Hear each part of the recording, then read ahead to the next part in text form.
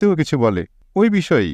তো স্যার, আমার এটা প্রশ্ন যে মানুষ যখন মরে তার জীবনের শেষ মুহূর্তে সে যদি সেই সময় আল্লাহ তাআলাকে স্বীকার করে, তো আল্লাহ তাআলা ওই সময় তার ইসলাম কবুল করবেন, কিংবা আল্লাহ তাআলা মেনে নেবেন যে সে ইসলামের ব্যক্তি? এটা ভালো প্রশ্ন। প্রশ্ন হলো, যখন কোনো ব্যক্তি মারা যাচ্ছে তখন যদি ইসলাম কবুল করে সেটা গ্রহণযোগ্য হবে কিনা। সবচেয়ে বড় উদাহরণ হলো ফেরাউন।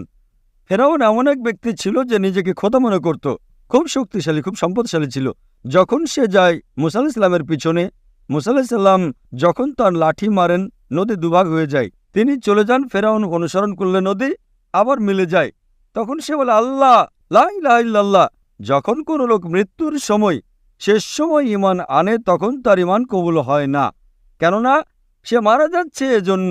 কিন্তু সে যদি মৃত্যু আসার কিছু আগেও করে তা গ্রহণ হবে, কিন্তু মৃত্যু যখন আসা শুরু হয় তখন যদি ঈমান আনে সেটা ভয় করে।